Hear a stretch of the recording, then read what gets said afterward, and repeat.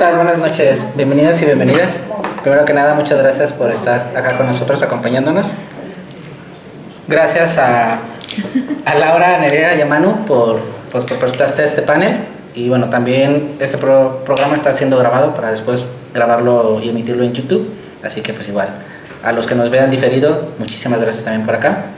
Laura, a quien no la conozca, Laura Escompeña es licenciada en periodismo por la UAP. Lleva una década ejerciendo el periodismo cultural en medios como Onda Cero o RNE. Además ha escrito en Vanity Fair, Clarín y Qué Leer. Es autora de las novelas La Maestra de Sócrates, ya lo iba a anunciar mal, La Maestra de Sócrates y Olimpia. Y si a alguien le interesa, trae algunos ejemplares para venta. A su lado, Nerea Blanco, licenciada en Filosofía por la Autónoma de Madrid. Es autora del libro Filosofía entre líneas, coautora del libro de Filosofía de primero de bachillerato de Santillana y creadora de la plataforma Philosophers. Imparte talleres, cursos y conferencias sobre el valor de la filosofía. Y allá, hasta la orillita, nos acompaña Manu Rodríguez, la tenemos ahí como que... Director de Cámara Cívica, politólogo y licenciado en Derecho. Máster en Liderazgo Político y Social, es titulado en Dirección de Empresas para Emprendedores e Economía Social. El día de hoy tenemos como tema narrativas que nos atraviesan, filosofía, política y literatura.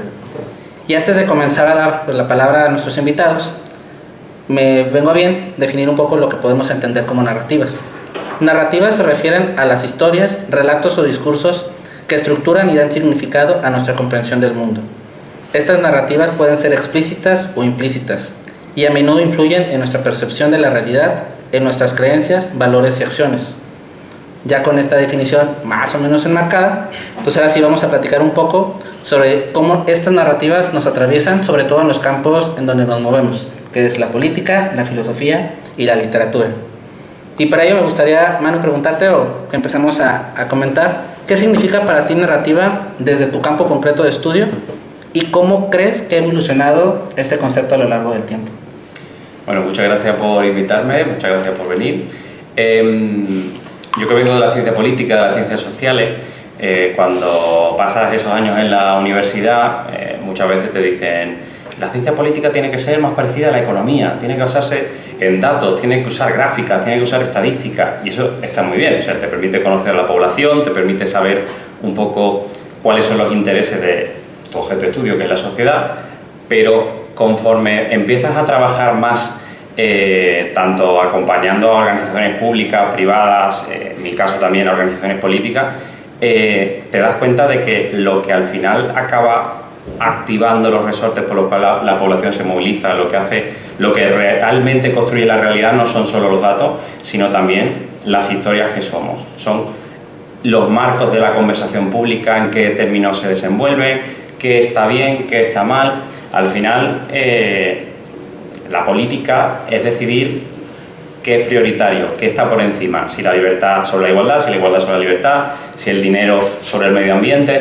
Así que la manera en la que nos construimos esas historias que nos contamos sobre cómo funciona el mundo, cómo debería funcionar, cuándo hay que obedecer y cuándo hay que rebelarse, esas historias que durante muchos años siguen siendo las mismas, desde la mitología, a la Biblia, tal, son las mismas historias, los mismos cuentos que nos contamos, siguen teniendo un impacto político de primer nivel hoy, y no es casualidad de que hoy día la comunicación política habla mucho del storytelling y le ponen palabras así muy marketingianas, pero volvemos a hablar de contarnos historias para darle un sentido a quiénes somos. La palabra relato no ha salido en tu discurso. O sea, quiere decir... Esa es la siguiente, ¿no? Claro, o sea, quiere decir, de hecho, el relato es una de las palabras que más oigo yo en política. Muchísimo. Me ha parecido... Yo estaba aquí atenta y he dicho, no ha salido la gran palabra que utilizáis ahora los de comunicación política de manera constante. Cada vez que aparece sea un acontecimiento electoral o una crisis política o una catástrofe ambiental, es como... ¿Cuál va a ser el relato que salga de esto, ¿no? ¿Cómo se va a interpretar? ¿Ha sido un desastre de gestión o ha sido algo que no se podía prever o es culpa de quienes estuvieron antes que nosotros? Y según dónde coloques la culpa, somos un país católico, es como una cosa muy importante que tenemos muy dentro, se le va a dar una explicación u otra, ¿no? Siempre que hay compañeros que se dedican a la gestión de crisis y siempre dicen que la crisis no termina hasta que se le ha dado un nuevo sentido de lo que ha pasado. O sea, oye, ¿por qué se ha caído esta casa y se han quedado tantas familias sin hogar? ¿O por qué ha habido una pandemia tal? ¿Qué ha pasado aquí? ¿Qué ha fallado? Bueno, pues hasta que no se construye un relato, una historia colectiva de lo que ha ocurrido, se le da una explicación que la gente puede entender y puede de alguna manera procesar el trauma, lo que ha pasado, no se reconstruyen los lazos sociales, que al final es lo que quiere cuando se gestiona una comunidad, ¿no? Hay un proyecto muy bonito ahora mismo, por ejemplo, ya termino, no quiero enrollarme, que se está haciendo un proceso participativo en la isla de La Palma, por ejemplo, para gestionar colectivamente el trauma de lo que ha sido el volcán, casas arrasadas, campos de cultivo, y una de las cosas que han hecho ha sido ponerle nombre al volcán, por ejemplo. ¿Vale? O sea, una de las cosas que han hecho un proceso participativo para que la gente votase cómo querían que se llamase ese volcán porque no tenía nombre. Y al final, pues, se han utilizado nombres geográficos, topónimos, y también se propuso el nombre del demonio que vive dentro del volcán de Tenerife, porque era uno de los nombres ancestrales que tenían mitológicamente los volcanes en Canarias, por ejemplo, ¿no? Entonces, bueno, pues no todos son datos y leyes y tal, sino que también las historias que nos contamos, los relatos y la explicación que damos de la realidad tiene un impacto muy fuerte sobre el poder, que es el objeto de la política. Yo pillándote un poco con la parte de qué es narrativa, y aprovechando a Nere que se mete al mundo de la filosofía, y que en la filosofía esto de la realidad es algo que nos llama particularmente la atención, ¿crees entonces que la narrativa podría ser una herramienta inherente para darle sentido entonces a nuestra realidad? Sí, o sea, de hecho somos seres de palabra. Nosotros no estaríamos todos aquí si no tuviéramos un lenguaje que nos está permitiendo ser y estar con el otro, ¿no? En mi libro ya, es que a ver, también quien ha leído mi libro y no lo trajo. No, pero porque también sé que muchos de los que venían ya lo tenían. Entonces, mucha venta no iba a hacer. No, pero eso, que en mi libro, uno de los... Vaya. ¿Otra vez en mi libro? En mi libro siguiente, dime. Hay un apartado en el que explico que nosotros no podemos llegar a ser si no nos construimos una historia de quiénes somos. Y muchas veces también tenemos crisis existenciales porque las historias que nos hemos llegado a contar de repente en un momento dado no funcionan, ¿no? Igual que esas crisis que tú dices en política, hay que construir un relato para salvar una crisis, nosotros muchas veces nos encontramos también con que tenemos que construirnos relatos nuevos para decir quiénes somos, ¿no? Y yo creo que que el lenguaje es lo que nos permite estar con los otros y en el mundo, ¿no? Somos Daseins arrojados, es que estaba ahí botando la pelota. Somos seres arrojados al mundo y tenemos que estar en el mundo. La única herramienta que tenemos, aparte de las manos con los pulgares, que eran esto, oponibles. Eso, prensiles, iba a decir yo, ahí estaba. Pues eso, porque prensan. Aparte de eso... Gracias. Está bien. Vale. Había una lógica detrás, sí. Pero todos me estabais entendiendo perfectamente. No hacían falta las palabras porque todos sabíais lo que estaba diciendo. A veces, ¿ves? Pues las narrativas también no son solo palabras, también son más cosas. Y ahí he dejado un campo abierto para lo que queráis usarlo. Pero sí, creo que somos seres de palabra y que la única manera que tenemos de estar con los objetos y con los otros es la palabra y lo que hagamos con ella. Ayer estaba leyendo a Ángel Gabilondo un libro que se llama El ser y la palabra, o el ser... esto es como lo del prensiles, ¿vale? No sé, y además que todos los libros de filosofía terminan siendo lo mismo, ser, palabra, nada, esencia, no sé. Pues tenía esas palabras, Ángel Gabilondo, y decía eso, que al final sin palabra no somos nada, ¿no? Y que es la herramienta que tenemos y habrá que usarla. Pero creo que en filosofía o en esa narrativa que nos utilizamos para dar sentido es de una manera mucho menos intencional que la que sucede desde la política o la literatura. Es decir, o de una manera mucho menos consciente. Ese relato que nos vamos construyendo de nosotros mismos y que nos da esencia de quiénes somos, no siempre es de manera consciente. Cuando llegamos a la crisis existencial, pues ya a lo mejor toca darse cuenta, ¿no? Pero de cómo nos hemos construido. Pero tengo la sensación de que mientras que hay otras narrativas que son mucho más intencionales, construyo para solucionar un problema, para conseguir votantes o para, no sé, ser feliz, ¿no?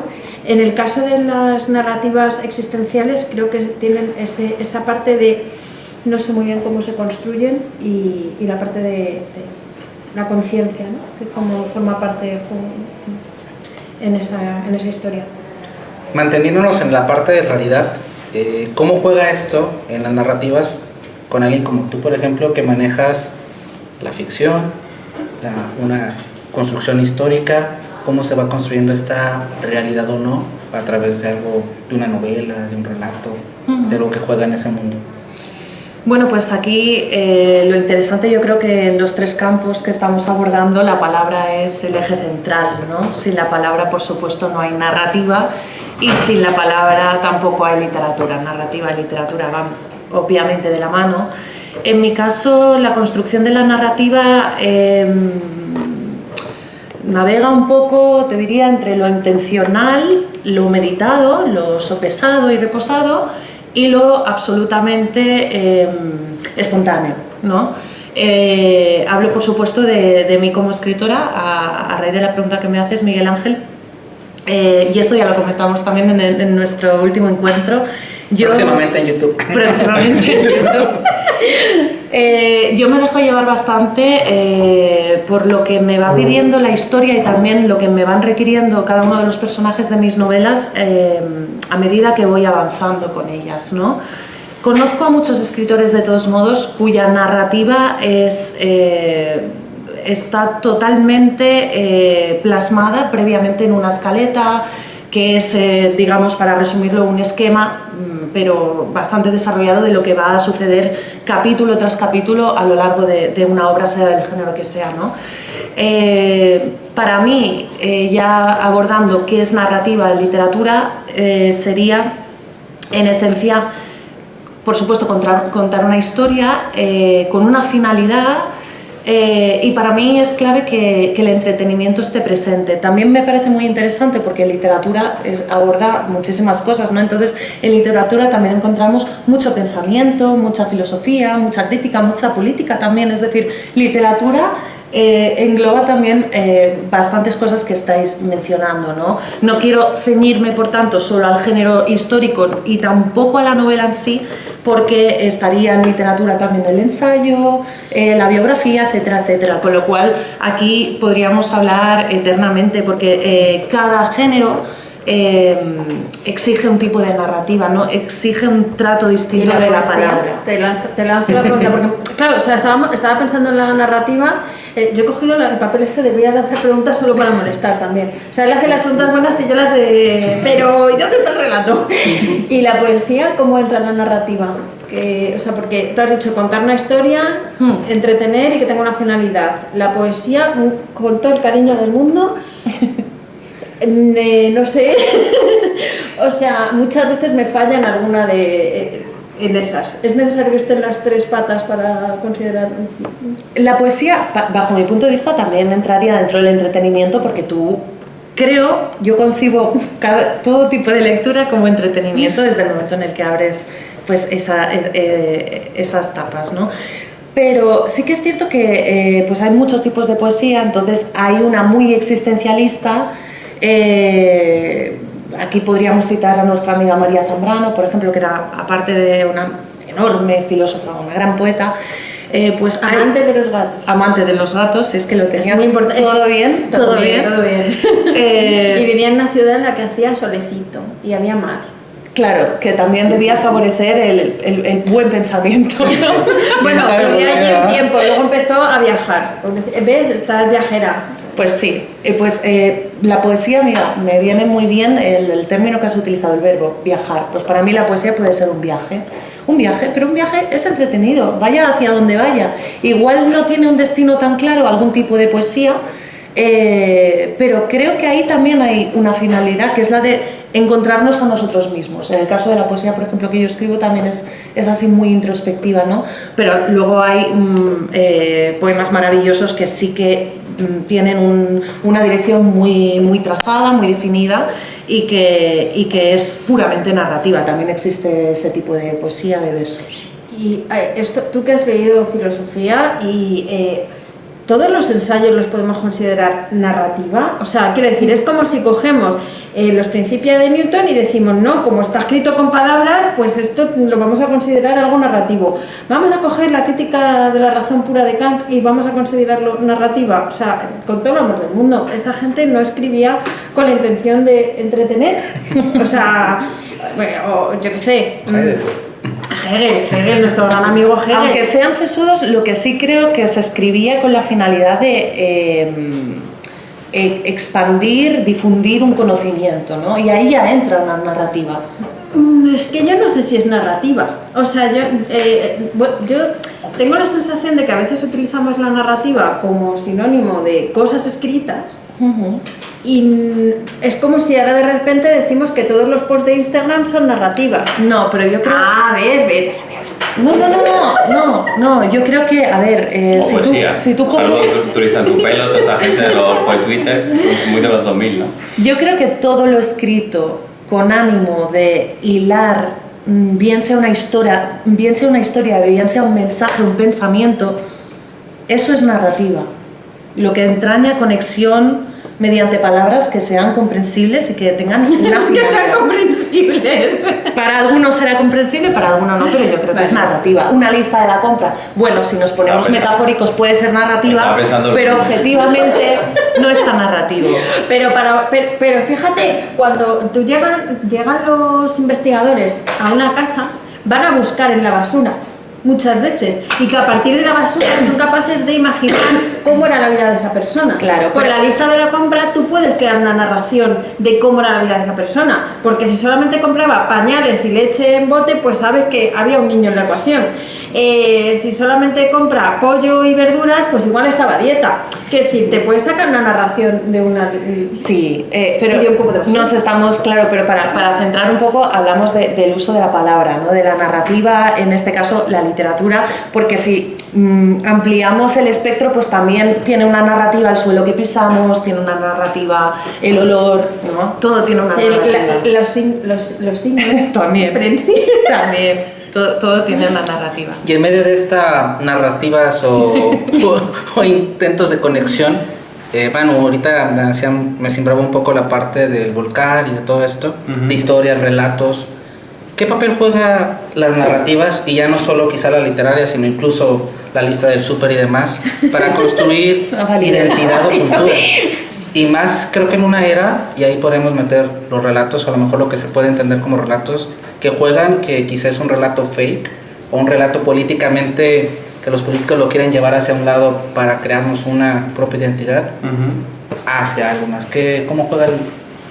Pues que para mí, desde la lista de la compra, o incluso antes, no quiero ponerme así muy tal, pero... Tú tira, que tira. Si no aceptas la no voy lista a poner un filosófico, bueno, es el sitio. Lo que puedes o no puedes poner en la lista de la compra también es político, porque la mayoría de la población no puede permitirse poner caviar o diamantes en la lista de la compra. Lo que es político son los precios, pero los precios son muy políticos. La manera... ¿Qué puedo poner? Los precios. La ilusión. Efectivamente, la manera en la que digamos, nos conducimos, en la que nuestra conducta va por un lado o por otro, en el que decidimos, puedo comprar pan del bueno o pan del malo, o a lo mejor tengo que comprar pan del malo si también tengo que comprar pañales. Lo que decía antes, la política es priorizar, y eso empieza desde la lista de la compra, y empieza desde quién lava los platos en casa, y empieza también desde, en otras épocas de la historia, por ejemplo, qué apellido tiene una persona. O sea, decidir qué está por encima. Ahora es el código postal, ¿no? Puede ser el código postal, que es un indicador de riqueza, puede ser el género, puede ser si trabajas en un trabajo anual o de cuello blanco. Estas cosas importan. Y a la hora de construir las historias, durante mucho tiempo pensábamos pensábamos como humanidad, digo, ¿no? Durante mucho tiempo se decía, bueno, pues si este niño lo tiramos al río y si sale flotando va a ser el rey porque lo han decidido los dioses. Eso es una historia. Es una ordalía, es un juicio de Dios, es una manera de interpretar la voluntad de los dioses y de establecer una prioridad. ¿Y por qué ese niño no ese que ha sido capaz de sobrevivir en otro contexto? Hoy día, cuando decimos que vivimos en un sistema social y democrático de derecho con una separación de poderes, eso también es una historia, porque también sabemos que tenemos fallos democráticos, también sabemos que no siempre se cumple el principio de igualdad, pero hay una historia, hay un contrato social, supuestamente, entre los gobernantes, los gobernados, entre todo el mundo, de cuáles son los valores que van a regir nuestra convivencia, el pluralismo político, la justicia social. Fíjate que todo esto son palabras. O sea, no hay un artefacto que sea justicia social en sí mismo. Esto es lo que se llaman los significantes. Un señor argentino muy listo, se llama Néstor Laclau, hola a los argentinos de la sala, hablaba de esos significantes vacíos, esos significantes flotantes, que son palabras tendencialmente vacías en el que cada persona es capaz de llenarlas de significado. Para mí la libertad puede ser la capacidad de algún día ser, yo que sé, presidente del gobierno, y para otro libertad es que el Estado no le quite dinero de los impuestos, por ejemplo. Y es la misma palabra. Irse de cañas. Libertad puede ser irse de cañas aunque luego tenga que trabajar 15 horas. Bueno, pues o libertad, el otro día hablaba con una amiga de Houston, Texas, me decía, no, es que claro, acá mucha gente dice libertad es poder comprarse una pistola, aunque luego también crean en servicios públicos. Bueno, pues una misma palabra, un mismo significante puede tener mucho significado y eso tiene un componente político fundamental. Por eso, cuando ciertas luchas sociales empiezan a conseguir sus objetivos, pensemos en el ecologismo, pensemos en el movimiento feminista en España en los últimos 5 años, tienen que problematizar y tienen que decir, oye, esto que hemos dado por hecho de que ha sido así siempre y que es lo normal y tal, a lo mejor deberíamos dar una vueltecita.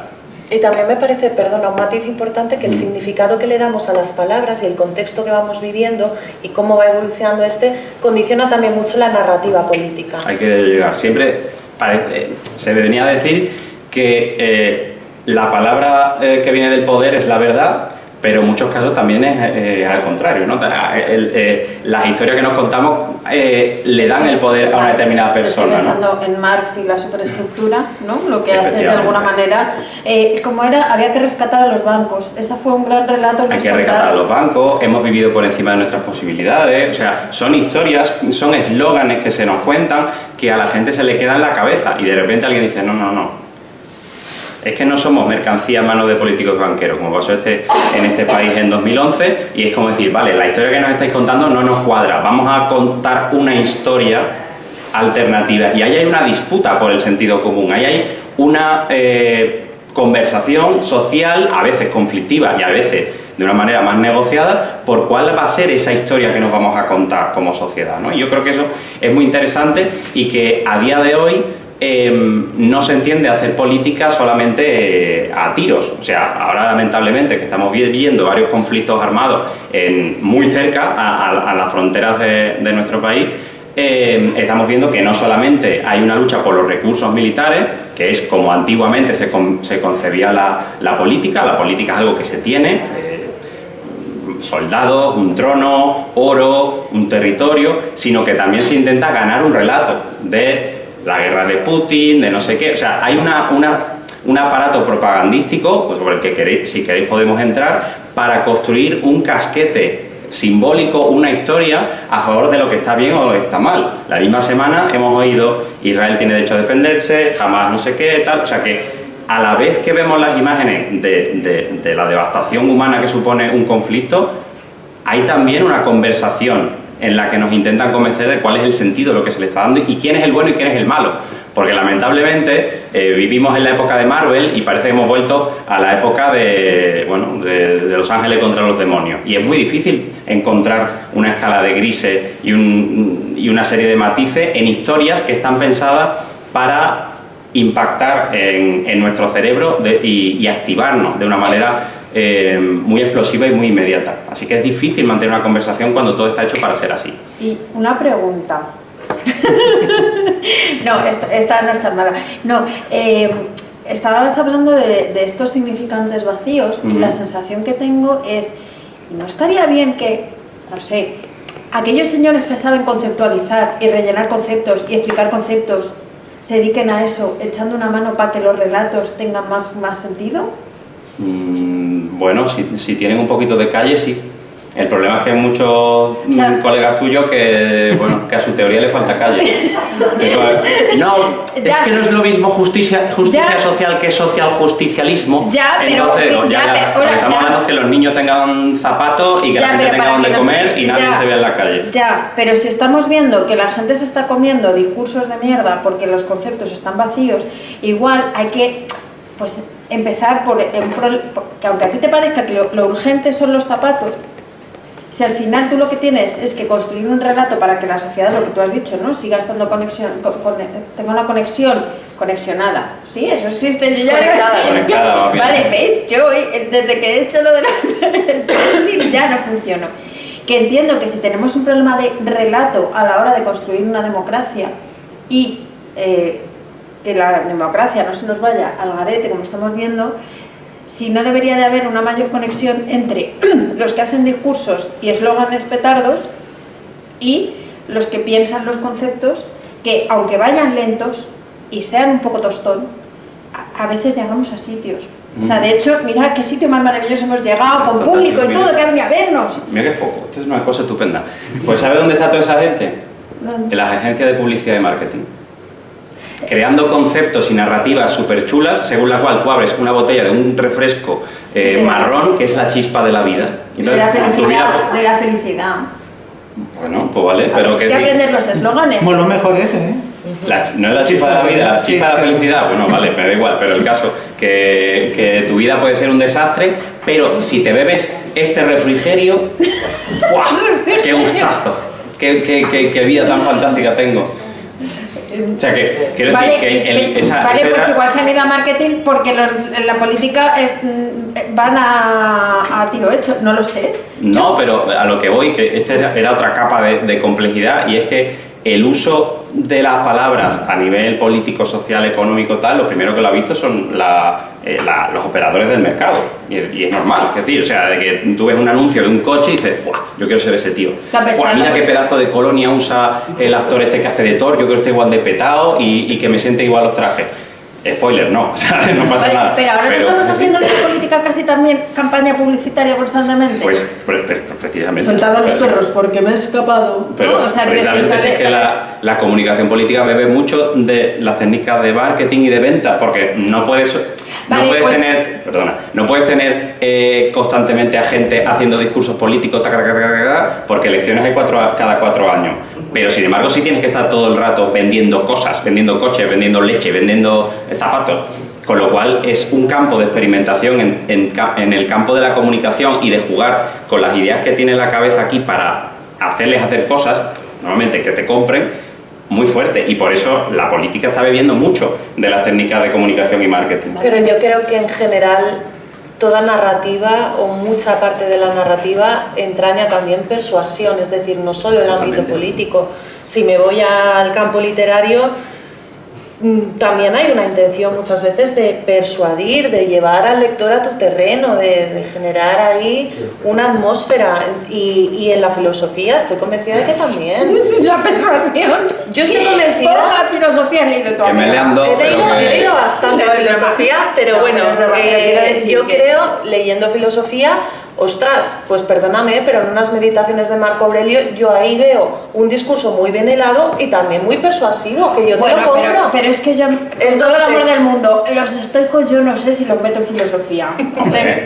Pues sí, lo siento, los tengo últimamente muy atravesados. Porque están de moda, están muy marketeados. Sí, los han marketeado. Sí, eso es verdad. Sí, o sea, los han cogido y lo usan para explotar a la gente, que sigan la rueda de no te preocupes, el mundo va bien. Y sigue dando pues de nuevo, porque se está instrumentalizando algo que servía para otra cosa, que era para que la gente tuviera una vida buena, excelente, virtuosa, y la están usando para hacerte currar más, ¿sabes? Que pues, para ser más productivo. Pues bueno, pues vale. Y no era la idea, yo creo.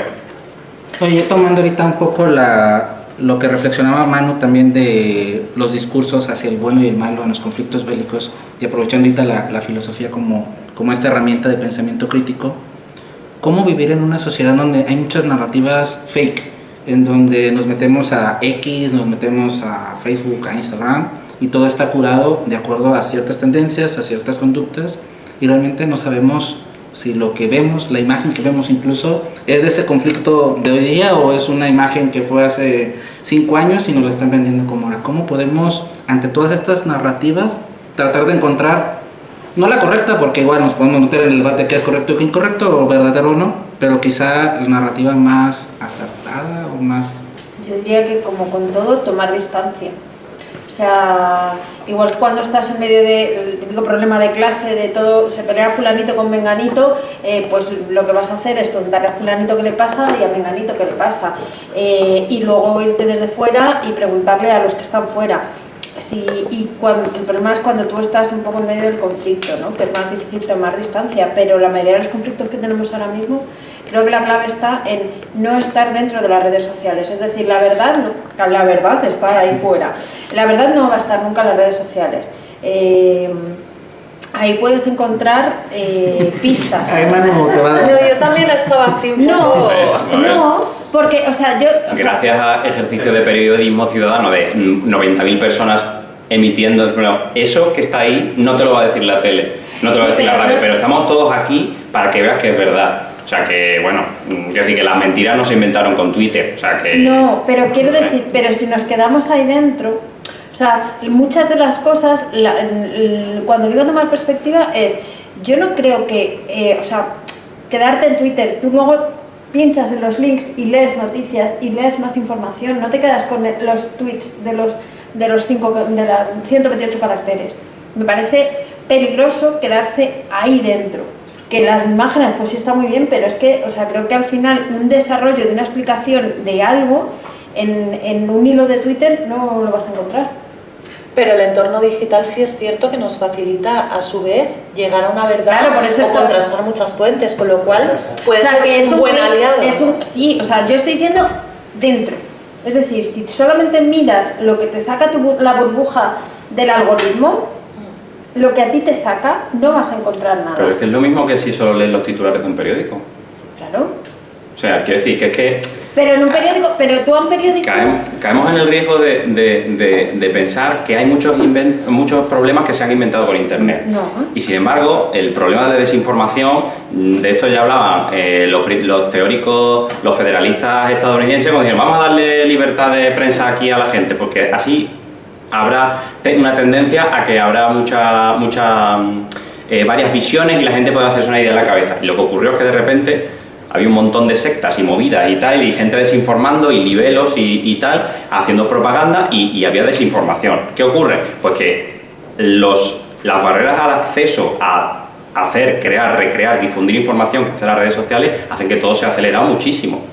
Pero esencialmente el problema de, primero hay muchos medios y luego hay grandes conglomerados mediáticos, ha pasado con los periódicos, con la radio, con la tele, y ahora está pasando con Internet. Que hace 20 años Internet era todo campo y ahora tenemos, pues, bueno, Internet se ha plataformizado y nosotros, vamos, yo creo que prácticamente todas las personas que estamos aquí entramos a través de Google o de Facebook o Meta o Yahoo o Twitter, no sé qué, o sea, hay 4 o 5 grandes empresas que ya de entrada nos están condicionando qué información va a salir y qué no. Entonces, yo creo que hay un problema grave de fake news en Internet y que tenemos que darnos las herramientas, y no solo hay que culturizar a los jóvenes, que ese es otro tema, es que creo que aquí pero, la narrativa que nos pero también falta, con los medios de comunicación tradicionales que de autocrítica van regular. Del periodismo. Yo creo que la narrativa que falta para terminar este debate era la del periodista. Sí, el periodista, que es el que no está haciendo su trabajo, porque... No, y aparte, los periodistas no hacen bien su trabajo. Qué bien me ha quedado esta frase y qué a gusto me he quedado. A ver, yo en parte yo me desencanté bastante con el periodismo cuando aterricé en lo que llamamos... Vean la entrevista, la vamos a dejar. No, pero aterrizar en medios de comunicación fue un bombazo. Yo era muy jovencita y, por ejemplo, recuerdo, pues, no diré nombres de cabeceras, pero que me vetaron noticias que sacaba, y al principio hacía periodismo puro y duro, porque estás abordando aquí el nombre de una persona que nos financia porque es empresario y está metiendo publicidad en este periódico. No puedes sacar esta noticia. no puede, tenemos que manipular este artículo, o directamente te quitamos de una entrevista de contexto el titular de la entrevista que va firmada por ti y luego tú tienes que comerte todo el marrón y darle explicaciones a la responsable de prensa del político de turno o al político directamente de turno. O sea, todas estas cosas yo las he vivido y a muy pequeña escala, porque es verdad que nunca me he dedicado plenamente solo al periodismo, pero he estado en varios medios de comunicación y me bastó para ver lo terrible que es impera la selva, pero de manera muy salvaje, muy bestial, y es verdad que muchas veces con poca ética. Es la ley del todo vale, pero el problema es que la ley del todo vale para una información que supuestamente en muchas ocasiones tiene que ser pública, estar al servicio de la gente, pues no casa bien, ¿no? Esa manipulación o ese dar la información a cuentagotas, llevándolo a un terreno que no deja de ser manipulación, pues no casa bien con lo público y con lo que luego venden los propios periodistas. Es decir, aquí es que cosas que Pero no bueno, ahora deberían tenemos medios retroalimentar. pero hay medios que están financiados, ¿no? Como La Marea o Bueno, El Santo. Bueno, sí, pero que están apareciendo. están caninos, porque aquí estamos poco acostumbrados a pagar por información y están los Ya, periodistas muy mal pero pagados. bueno, pero a lo mejor que también es que lo están es en lo que- grandes conglomerados empresariales, que es más Sí, grave, ¿sabes? sí, no, Pero el periodismo no está bien pagado. Lo que contaba Laura ejemplifica muy bien lo que decía al principio, de que hay que priorizar entre dos valores, que es la libertad de prensa y la libertad de información y tal, y la libertad de empresa. Dice, oye, es que yo debería poder publicar una información que esto es importante para la audiencia, incluso aunque vaya por delante de los intereses del periódico. Y te dicen, claro, pero esto es una empresa que tiene que subsistir, y si publicas eso, lo mismo nos vamos a pique y 400 personas se quedan en paro. Entonces, aquí, de nuevo, hay que priorizar. ¿Qué valor creéis que está por encima? Pues esto es la política, es decir, oye, no, es que yo tengo que ver por los valores del periódico, de integridad, de tal, o no, yo tengo que velar por la subsistencia y bla, bla, bla. Y entonces, estos son los temas, bueno, estas son las narrativas que nos atraviesan, ¿no? Como es el título de la charla, que este es el problema, que todas estas historias son las que al final hay casos muy concretos, porque el mundo funciona como funciona, que es una basura. Bueno, en muchos casos por estas cosas, ¿no? La economía todo lo atraviesa también. También, Yo claro. creo que la economía todo lo atraviesa y todo lo destruye. Los economistas son otros los que le podemos dar también. Hombre, Oye, tratando de definir un poco los conceptos y aprovechando aquí a nuestra literaria, ¿cómo definiríamos o cómo podemos entonces segmentar un poco historia, relato, narrativa? Que son como que van, pero al Sí. mismo tiempo no van. Bueno, es que, a ver, son términos, no sé ni siquiera yo si te lo voy a decir exacto. Para mí, a ver, historia, relato y narrativa. ¿Qué me echa una mano? venga, va. No. Esto me recuerda a mi abuelo. Por las noches A ver, me decía que si me contaba un cuento, una historia o... ¿qué era? Para mí, narrativa es lo que sería lo más global, ¿no? El relato, por ejemplo, se va más a algo más pequeño, es decir, la narrativa engloba un relato, pero puede englobar otro tipo de términos. En cambio, el relato pues, es algo como más específico, ¿no? En literatura, el relato suele ser una narrativa corta, con un principio y un final muy definido, donde en pocas palabras, en pocas páginas, pues tú estás desarrollando una historia con mucho contenido, como digo, en poco espacio, ¿no? Esto sería, por ejemplo, un relato en literatura, que no tiene nada que ver con los relatos políticos, los relatos orales, etcétera. No, es que yo estoy pensando que sí que tiene que ver. Mi explicación de... Sí, no, pero- sí, pero bueno, eso también es una cosa que me gustaría comentar ahora. Interactuemos si queréis. Vale, no. El relato pensaba que era, o sea, es breve, ¿no? El relato se suele decir, la coletilla de relato corto. Relato- Puede ser relato no breve. tan corto, pero digamos que la definición O sea, pues o el está concepto... la novela y el relato. Sí. Y- Hay novelas muy cortas que Pero la prácticamente sensación son que tengo es que un relatos. relato tiene un principio y un final. Sí, exacto. Es Eso lo que es lo estaba que parece pensando. muy clave. Te lo explica todo, no te deja, no abre la posibilidad. No hay postcréditos. Hay relatos con finales abiertos. Vale, no dejan de ser finales, claro. pero tienes la sensación de final, Sí. es un completo. Y yo creo que esta sensación de completitud es la que sí que tienen los relatos políticos, que es una sensación de ¡ay, qué tranquilo que me ha dejado! ¿Sabes? Me he leído un cuento, ¿sabes? Y me ha tranquilizado. Bueno, los relatos de Poe, por ejemplo. No, y los de Lucía Berlín, yo lo he pasado muy mal. Claro. Pero tiene esa sensación de cerrado. De algo compacto, de ¿no? compacto. Sí, eso sí, es verdad. Estaba pensando que yo creo que, o sea, cuando trabajo en términos de comunicación política, yo creo que el relato y narrativa lo usamos casi de manera indistinta. Es que son términos que ya te digo, pero para mí narrativa englobaría más cosas. Sí, no, o sea, lo entiendo, pero en este específico campo es que, o sea, al final decidir, por ejemplo, tú le quieres construir un perfil a un candidato o una candidata y siempre una persona que viene de lo más bajo, ha doblado camisetas y se ha hecho a sí mismo, no sé qué, tal, es un relato de superación.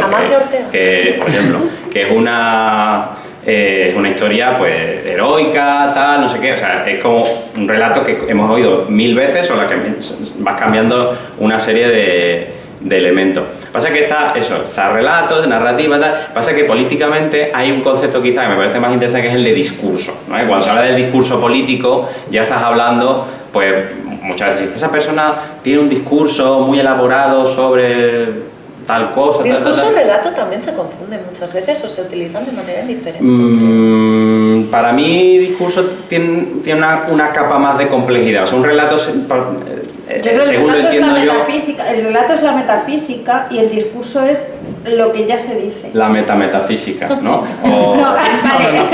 O lo aterrizado. Claro. No, o sea, digamos que si yo tuviera que escribir un discurso al fulanito de turno, yo necesitaría antes saber cuál es tu relato, cuál es su relato personal y cuál es la historia que queremos contar. Porque yo no puedo construir un discurso. Sí. Y aquí has sacado el otro gran concepto. Aquí has sacado el otro gran concepto, historia. No, y aparte del gran perfil, y a partir de esas dos cosas. ¿Cómo lo veo yo? Tú dices, vale, un relato político, por ejemplo.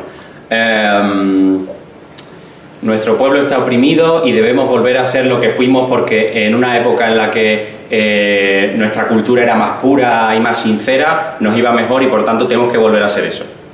Y aquí metes lo que te da la gana, desde el himno de Andalucía al Make America Great Again, a la independencia de Cataluña, a si nos ponemos el Madrid España dentro de España. O sea, quiero decir, es la misma estructura de relato que se puede adaptar a muchas situaciones para generar una movilización política. Ahora, dices, vale, ¿no? El caso, por ejemplo, el proceso independentista catalán.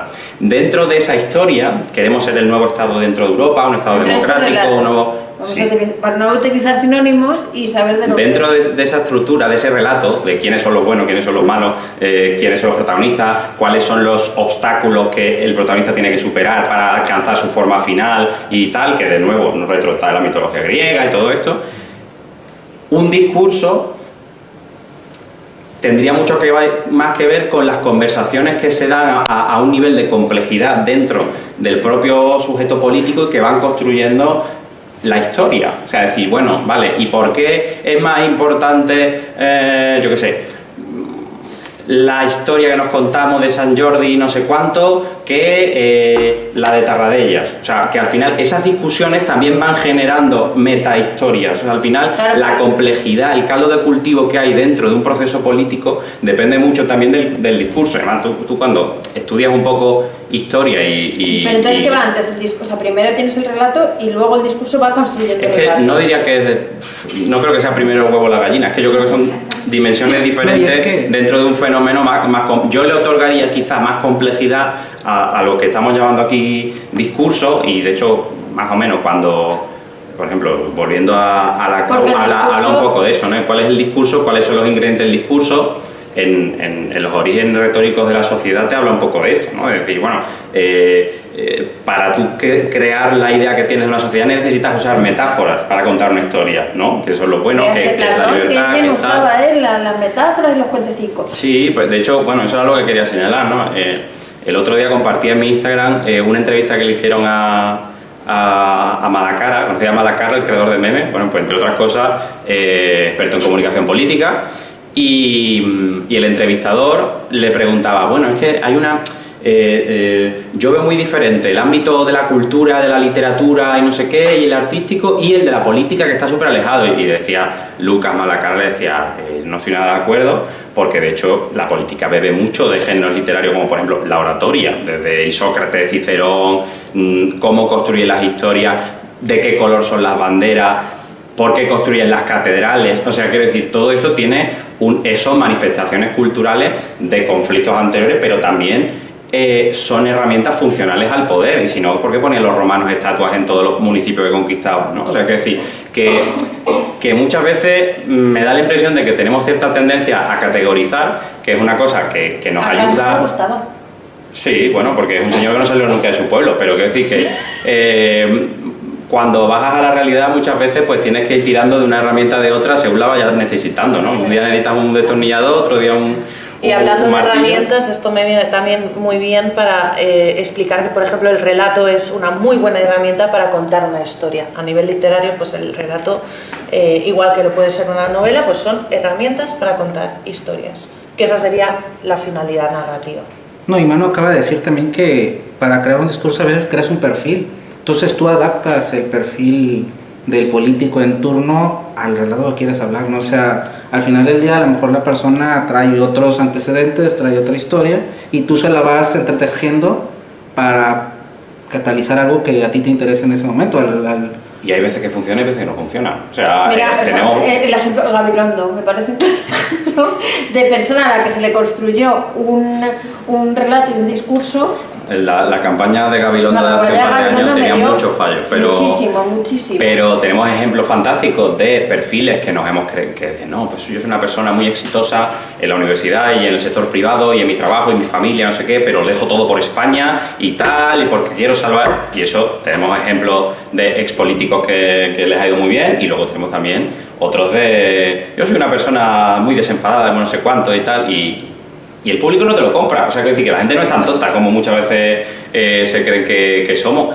Y hay veces que una operación, digamos, narrativa, política, comunicativa, como lo quieras llamar, funciona, y hay veces que no, que te dicen, oye, no me vengas la moto, o sea, ¿de qué me estás hablando? Y bueno, lo digo siempre, si veis la trayectoria de Pedro Sánchez, cada X tiempo se ponía su pedazo de traje y no sé qué tal, y le interesaba proyectar institucionalidad y ser una persona presidenciable, y al mes siguiente se remangaba la camisa y era un tío tal que iba en vaquero, no sé qué. ¿Por qué? Porque en un momento te interesa proyectar una imagen y en otra.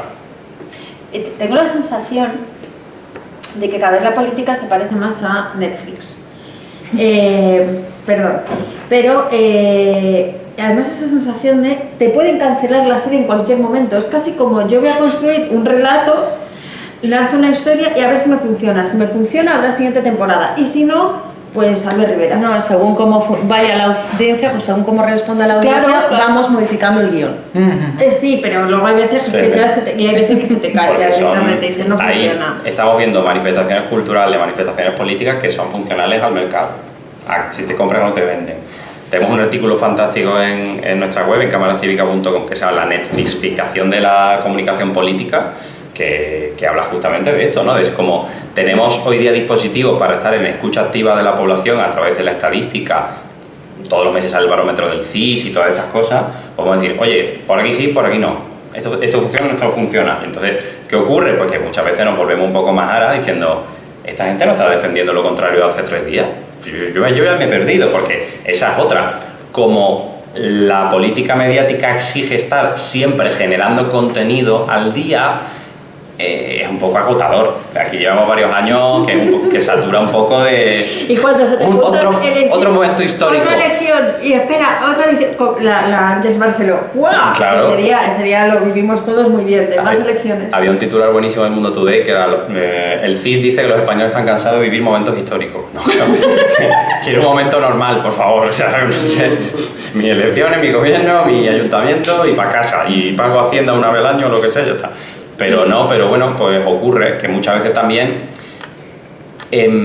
cuando te lo juegas todo a una carta, sea unas elecciones, sea una votación, sea tal, pues también a muchos actores políticos y sociales les interesa darle una establecer un marco de singularidad, de esto es irrepetible, es este domingo cuando tienes que ir a votar, porque si no se va a caer todo, el fascismo va a llegar, o los comunistas van a ver, o sea, meterte miedo para que hagas cosas es algo que pasa mucho, o sea, es otro de los grandes relatos de la historia. Correcto, sea para votar, sea para comprarte una alarma porque van a venir los ocupas.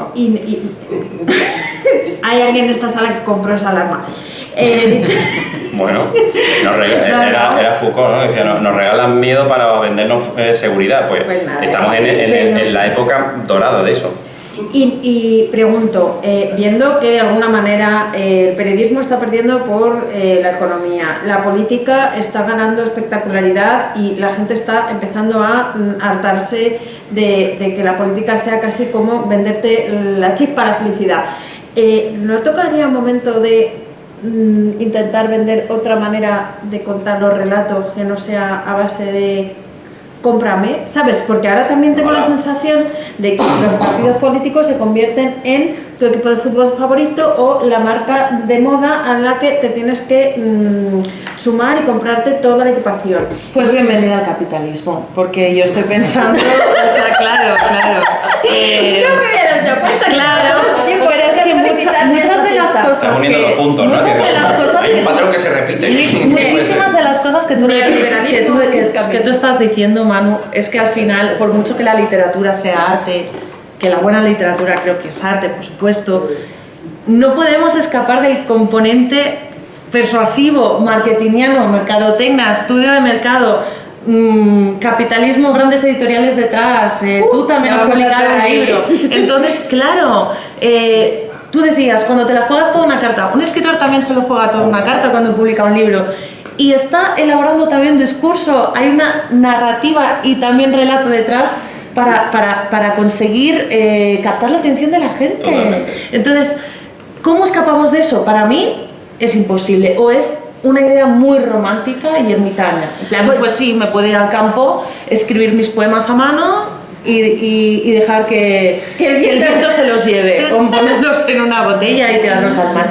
Pero me parece una idea muy romántica.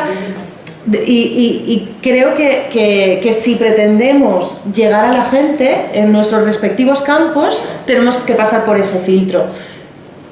Con criterio, por supuesto, con todo el que nos dejen y todo lo posible, pero creo que estamos ciertamente muy encorsetados. Y luego algo, y acabo ya con mi aportación, llevándolo también al terreno literario, me gusta mucho que haya mencionado Netflix, porque también hay una evolución de la narrativa brutal en cuanto a literatura, porque se ve reflejado muy bien la sociedad acelerada en la que vivimos, la poca capacidad de concentración y de pausa en la nueva narrativa que encontramos en los libros. Hay muchísimas novelas y cada vez es una tendencia al alza, no solo novela negra, sino novela histórica, romántica, etcétera, que utilizan técnicas ya más propias de guiones de series de Netflix que otra cosa. Es decir, la propia literatura se está adaptando a los tiempos modernos. ¿Con qué finalidad? Pues con la de vender más libros y llegar a más gente. Con la persuasión, no, con la persuasión. Dilo persuasión que queda más bonito. ¿Ves la filosofía? Como nunca he querido vender, como de la filosofía. No sé yo. Hombre, he llegado yo vendiendo camisetas. Vamos a ver. No, pero el mundo ha cambiado, pero es verdad que no, pero no lo decía por ti, digo que filósofos.com, pueden ustedes entrar. No, pero vamos, estoy hablando de la filosofía. Kant y nuestros amigos que también escribían. Y todos los académicos de ese profesor. Ya está. Y luego hay gente. ¿De qué vivía Rousseau? Era un mantenido. Pues sí. O sea, que decir bueno, que, yo quiero ser una mantenida también. Yo sí, por mi fuerza, yo dejaba la tienda. Pero que esto, o sea, ¿de qué vivía Kafka? Pues tenía también un trabajo en una oficina y luego escribía. O sea, que la cuestión económica nos la han sacado de la. O sea, tú lees la historia de la literatura muchas veces en el cole y es como. Y ese señor por la mañana pues tuvo una vivencia y dijo, voy a escribir esta obra y se la voy a regalar al mundo. No, sí, Wittgenstein escribió en las trincheras. Que, a ver, claro. pero aún así te quiero decir que todo el que ha escrito filosofía, vuelvo a, no ha intentado venderlo, no ha vivido en el mundo de vender, o sea, y de hecho a día de hoy los ensayos de filosofía tampoco que sean como el supermercado. Suena fatal. No, pero sí tratas de seducir, de convencer Pero tu con vender, pensamiento, pero ¿no? la gente de filosofía con vender 100 ejemplares ya sienten que No, han pero vendido. Pero la editorial de filosofía no estaba del todo de acuerdo Sí, con sí, lo que sí. estás diciendo. Claro. Pues no lo sé, pues voy Que a... ahí voy yo con lo que estoy explicando. Simplemente que no podemos escapar, nos guste o no, del entorno en el que nos movemos hoy en día, y que creo que no es lo mismo el siglo que nos ha tocado vivir que pues un siglo XVII, XVIII, con un filósofo que escribe a mano e igual no aspira tanto a publicar. No lo sé. Claro. Bueno, sí, aspiraban a publicar. Ya te Todo el mundo ha enterarás. tenido ese ¿por qué creas? O sea, al final quieres compartir tu idea, quieres venderlo. A lo mejor lo puedes enfocar de forma comercial, pero también lo quieres a lo mejor manejar de forma más política y quieres meter Claro. tu discurso. Y eso es una venta. Al final del día la venta no implica simplemente el cash, implica... Si yo te convenzo a ti de que mi pensamiento mola, ya te vendí mi idea. Ahí, por ejemplo, lo que señalaba Nerea, ¿no? Respecto al periodismo, de medios que tienen una base de economía social como La Marea o incluso el diario.es es una empresa de economía social, aunque facture millones al año. O sea, quiero decir que se está viendo intentos también de socializar los costes y también los beneficios de esa actividad. Pues yo creo que crear plataformas, que la gente se organice, que haya micromecenazgo, o sea, yo creo que es interesante también, es decir, por ejemplo, no todo en las redes sociales es malo y es no sé Hombre, qué. pero Yo si no yo- conocemos por redes sociales. Pero yo vivo en las redes sociales, quiero Pero a decir eso que- voy, que hay creadores Pero ese emergentes que pueden filósofo me tener toca decir que todo una base vale. social que le permita seguir Pero el produciendo. mecenazgo no corre el riesgo en algún momento de también limitar, o sea, porque al final del día, si yo soy mecena de un medio y por algo la noticia que vi o la nota que vi publicada no me agradó, yo como estoy dando el Vale. mecenazgo... Es puedo- más difícil Claro. enfadar a una base social de, no sé, 80.000 suscriptores o a un señor que tiene todos los patrocinios. Y dices, esto me lo quitas. Porque por lo que sea no puedes poner noticias malas del Real Madrid o de mi empresa de construcción o lo que sea. Pues esas cosas pasan. Lamentablemente esas cosas pasan, o sea, no estoy Supongo que ocurriendo nos nada. toca, pero yo creo que nos toca eso, pensar la manera de crear un periodismo en el que no dependamos tantísimo de los que tienen, los del 1%, ¿no? Básicamente, los que tienen toda la riqueza son los que están controlando, pues lo que comentaba también antes de la superestructura de Marx, ¿no? Que dices, al final, el relato que nos contamos todos para seguir siendo capitalistas es el que nos dicen es que no hay otra manera de hacer las cosas. Pues a lo mejor hay que buscar otra manera de hacer las cosas. Pues el periódico no tiene por qué estar financiado por los bancos y las eléctricas, los podemos financiar nosotros y volver a buscar la verdad de otra manera. Creo que hay muchos relatos que nos hemos comido porque nos los habéis vendido muy bien, amigo, pero hombre, el de la política eres tú. Sí, sí, sí. Pero Pero nos soy toca. la política. Hombre, entonces la política es la filosofía, eso es la literatura. Muy bien. Te voy a hacer como periodista, pero he preferido que no te llevaras palos, querida. Sí, no, periodista te ha ido fatal. No, periodistas no. A veces son todos periodistas. Sí. Bueno, va a estar abierto el panel para ahorita terminando un poco, Sí, la hagan está ustedes de periodistas genial, sí. y podamos Sí, interactuamos. compartir. Pues eso, que yo creo que nos va tocando construir nuevos relatos, a los filósofos hacernos un poco más, ¿cómo era la palabra? Persuasivos y crear nuevos conceptos, nuevos relatos que enganchen y pasas. Pero tú eres, por ejemplo, yo pienso, tú con la capacidad de diseño gráfico que tienes, lo visual, tú ahí estás siendo Te estás persuasiva. vendiendo. Hombre, claro, si yo Con he los nacido- discursos. Yo soy una Entonces, persona filosofía y que persuasión también. Que sí, si yo soy la primera que quiero persuadir, Que obviamente. no me parece, es que a mí no Que me no, parece que no, nada que por negativo, eso, en realidad. por eso me parece una bonita palabra, no, Sí. no la de vender, sino la de persuadir. Es. Hola, es que aquí. Es que es mucho mejor. Eso es mejor seducir. ¿no? Bueno, sí, persuadir, seducir, lo que se quieran. Está El bien. arte de la seducción. En el caso, Claro. en el caso de la filosofía, también de los escritos políticos y demás, no siempre se ha dicho voy a hacer algo de masas para vender.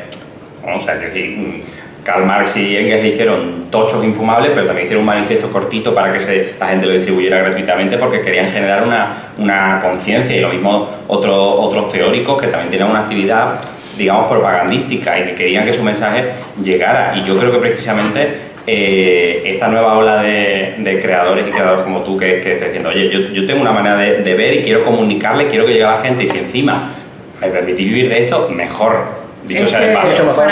Para mí aúna todo lo perfecto, divulgación del conocimiento, dedicarte a lo que te gusta y ser fiel a ti misma, o sea, es que es todo fantástico. Yo como escritora, pues ojalá también un día vivir solo de la literatura, y me parece completamente lícito que el día de mañana pues vaya a la editorial que me encaje más y que también pues me pueda pagar mejor. Es que también creo que hay un problema, que a veces metemos en cajitas cosas artísticas o de pensamiento o tal,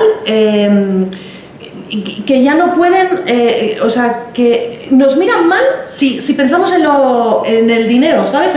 Pero que el dinero, a fin de cuentas, es lo que nos va a permitir tener más calidad de vida. Entonces, yo como persona del mundo creativo, estoy bastante harta de encontrarme con gente que no concibe que yo también quiera vivir bien y me quiera ganar bien la vida, sin tirar cohetes. Pero oye, ¿por qué no voy a tener el mismo derecho que otra persona? Pero sí te digo, y creo que puede pasar también en la filosofía, que en la política ya no, ¿ves? No, ahí ya te puedes comprar un buen chalet. Pero siendo... ¿Cómo politólogo conoces tú de prima? O sea, no, pero... hay uno con una casa muy grande y ya está. No, claro. Es como si yo... Claro, Santiago Costello también tendrá una o varias casas. Pero sí que es verdad que, bueno, hablo al menos desde mi perspectiva, que está mal visto. En política se tiene sueldo. Aspirar a ganarte la vida. ¿En política se tiene sueldo? O sea, ¿no leísteis la noticia de los becarios en Naciones Unidas en Nueva York viviendo en la calle? Que estaban de traje asistiendo a los embajadores y no sé qué, no sé cuánto, y la institución no pagaba. Qué barbaridad. Bueno, es que, o sea, que la tiesura es una cosa transversal. Vale, también es la política.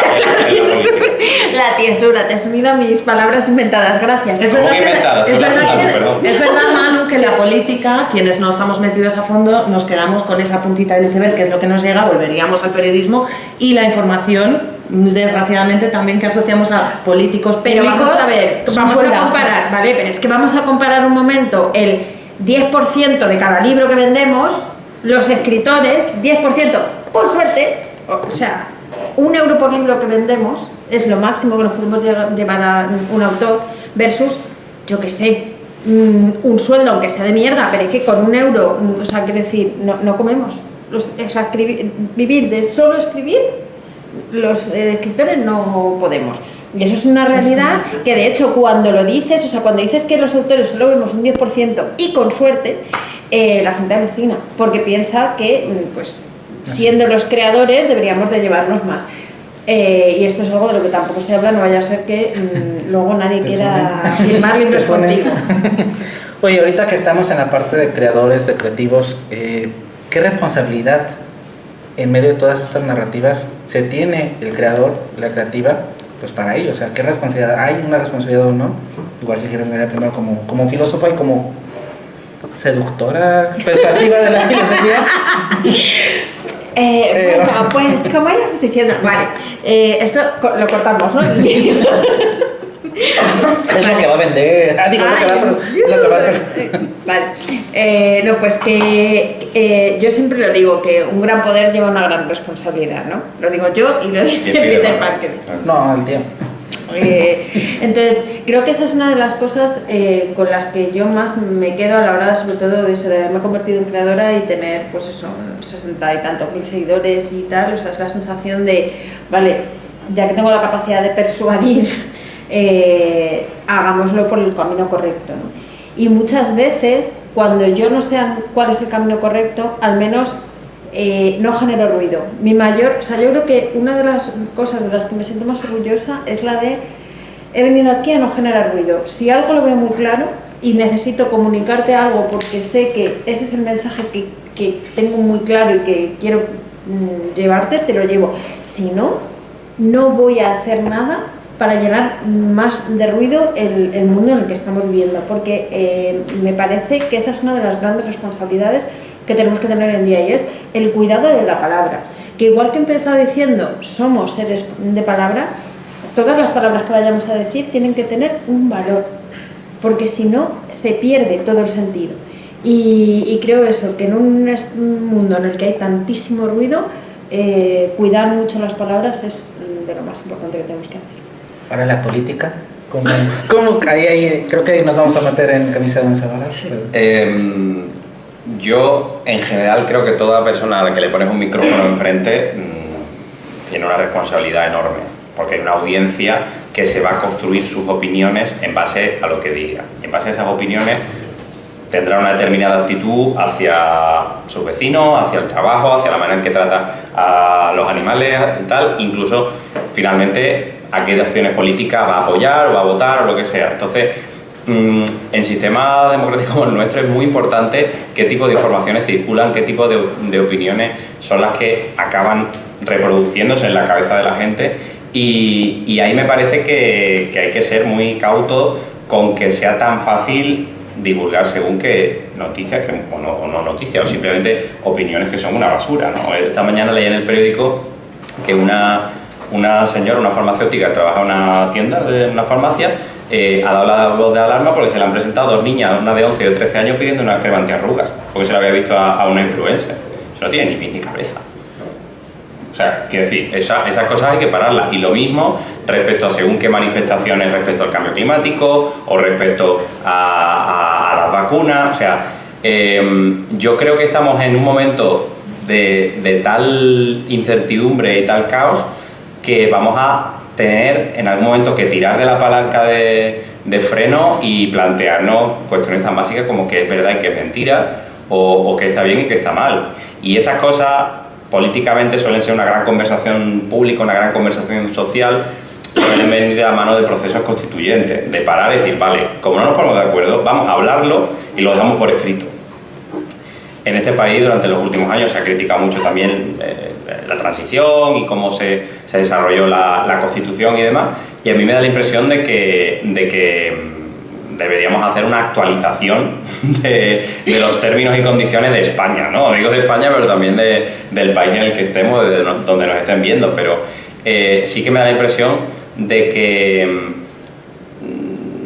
hay que tener mucha cautela sobre lo que nos están diciendo, porque estamos viendo también mucho auge de los populismos, de ciertos demagogos y demás.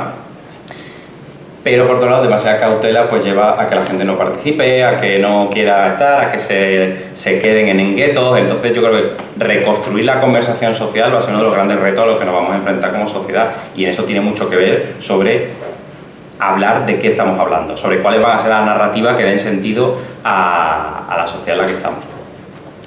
¿Qué tan fácil, qué tan difícil en un mundo de ficción o ficcionado también hay esta responsabilidad? Sin duda también en el campo literario hay muchísima responsabilidad. En el caso de género histórico, por hablar del género que yo he abordado con las dos novelas, pues cuando estás dándole voz y rescatando a personajes tan influyentes y célebres como el propio Sócrates, tienes una responsabilidad absoluta. Tienes mucha licencia como creadora, ¿no? Porque justamente estamos hablando de ficción, pero aún así debes, creo, en mi opinión, para que sea para que respete lo que es puramente el género histórico, debes partir de una buena información, de leer biografías sobre los personajes que existieron, y luego respetar muchísimo todos los hechos históricos que acontecen en la época en la que tú decides situar una historia, ¿no? Entonces, responsabilidad absoluta, porque como digo, a pesar de que es ficción, yo considero que el género que yo he estado tratando y con el que me he dado a conocer, pues exige ser muy preciso también. O sea, puedes permitirte crear incluso personajes que salen de tu imaginario, pero que sepan convivir bien con las costumbres de ese momento y con los personajes reales que existieron, que todo debe tener una verosimilitud y cierta coherencia, por no decir mucha coherencia, ¿no? Y a nivel más global, pues como están diciendo pues aquí mis compañeros, es que no puedo estar más de acuerdo. Al final todo poder entraña muchísima responsabilidad, la palabra de por sí es ultra mega poderosa, con lo cual como escritora, como escritores, también debemos ser conscientes de qué estamos narrando, qué narrativa estamos utilizando y hacia dónde queremos llevar eso, por qué motivo, ¿no? Sí que me gusta mucho también, esto lo ha sacado Manu, no caer en el exceso de, como soy consciente de todo el peso que tiene, a ver, que no nos pongamos aquí excelsos, ¿no? Porque yo soy escritora, es decir, supuestamente no cambias el mundo, pero sí que si te vas a lo pequeño, pues oye, en cierto modo estás cambiando la vida de alguien a quien le ha gustado tu libro, con lo cual ahí hay también mucha responsabilidad, o estás generando una opinión sin tú pretenderlo, porque no estás sentenciando, pero con una historia pues también estás llevando a la gente por ciertos terrenos, ¿no?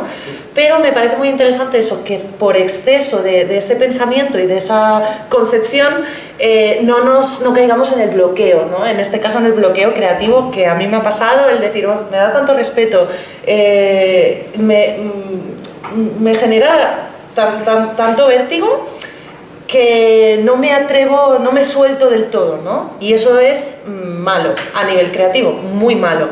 Con lo cual, seamos conscientes de esto, hagamos un buen uso de la palabra, o el uso que queramos hacer, pero bajo mi punto de vista, un buen uso.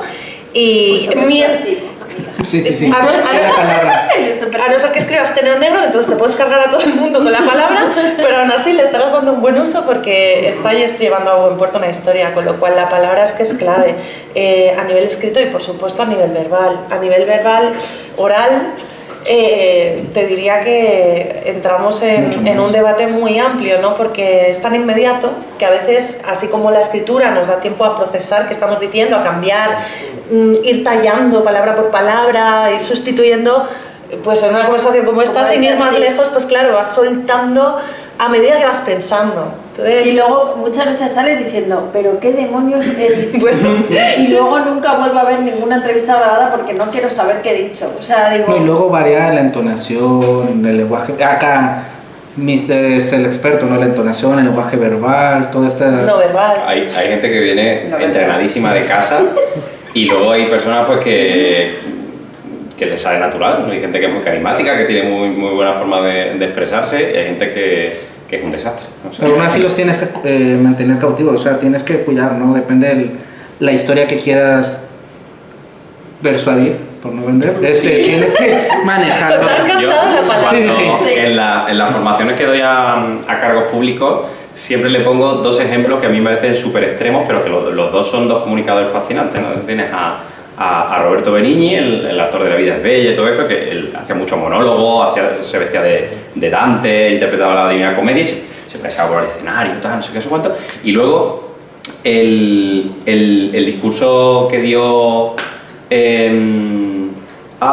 Dios. ¿Cómo se llama? Danos pistas. El de Aleluya. Aleluya. Leonard Cohen, cuando recibió el premio Príncipe de Asturias, que es una absoluta delicia, y está ese buen hombre, que ya era muy mayor, delante del micrófono y cuenta una historia, y sin moverse por el escenario, ¿no? Simplemente dijo, cuando me dieron este honor, tal, no sé qué, me sentí muy honrado porque yo tengo una conexión en España, y el tío empieza a contar un poco cuál es su conexión de cuando leyó a Lorca la primera vez, cuando escuchó por primera vez una guitarra flamenca, y cuenta una historia y dice, ayer estaba súper nervioso porque no había hecho y estaba en la habitación del hotel, abrí una lata de cacahuetes que había tal, y empecé a anotar unas líneas. Sí, hombre, tío, te dan el premio Príncipe de Asturias a la literatura, te vas a improvisar el discurso la noche antes, pero es una historia preciosa que él la cuenta usando la voz, usando la entonación, los ojos, y no hace falta moverse muy ampulosamente, pues ambos comunicadores, cada uno con un estilo muy diferente, son muy buenos y podemos aprender muchísimo de ambos estilos. Ahora sí abrimos la mesa pues para ustedes. Les invito a que lo hablen un poquito fuerte. De todos modos voy a repetir un poquito la pregunta para que lo pueda coger el micrófono. Enhorabuena, bueno, yo como soy más mayor me siento un poco como autorizado a hacer alguna puntualización a lo que habéis hecho. Yo además he estudiado todo lo que estáis ahí sobre filosofía, política y periodismo. Luego me he dedicado a ganar la vida a la empresa. Ya me suelta, mis hijas ya trabajan y tal, y bueno, ahora vuelvo a la política, ¿no? La filosofía política, el poder y esto. Entonces, dos cosas, ¿no? O si por lo menos me contesta eso, no sé si las dos. La segunda, la más complicada, que es qué tenemos que hacer, los que ahora tenemos tiempo y podemos, y tenemos formación, para intentar mejorar esto desde el punto de vista vuestro, que sois más jóvenes, que sois los que realmente vais a usar esto. Y la pregunta era, y que he visto a la filósofa un poco muy en medio, pero sin mojarse, es decir, yo creo que la responsabilidad Si cogemos las estructuras, no has hablado de Marx, no soy marxista, pero cada vez creo que la economía explica más cosas. De economía aún no se ha hablado casi nada, ni de tecnología, pero bueno, la economía condiciona la política, condiciona la cultura, condiciona menos la filosofía, según dice Polanski y todos estos, pero la filosofía es la que nos tendría que dar luz, o más respuestas, ¿no? Y hasta ahora más o menos la hemos tenido. Llegó Hegel, le preguntó Marx qué hay que hacer, bueno, se pasaron a la acción. Por otro lado, la economía, lo habéis dicho, todo es ya capitalismo. China, es el único sitio, digamos, de éxito comunista, tiene una economía de mercado, controlada por el partido, pero es capitalismo. La India también, Arabia Saudita también, o sea, aquí todo es capitalismo, pero todos a la vez, yo creo, todo el mundo es consciente de alguna manera que esto se está terminando, que estamos como en un final de ciclo, no sé si el relato, como esto se termina, las historias que nos contaban ya no nos valen, pero nadie nos cuenta algo nuevo. Y yo creo que si alguien o algo debería ser la filosofía. Claro, evidentemente tienes que tener la vida resuelta para pensar, porque si lo que piensas para ganarte la vida no funciona. Esto de ahí, primero vivir y después filosofar, ¿no? Entonces, asumiendo que haya gente que tenga la vida resuelta, o dando clases, por lo menos se cubre, tiene tiempo para pensar, tiempo y libertad, nos tenéis que decir más cosas. Es decir, ¿qué está pasando? ¿Qué vamos a hacer?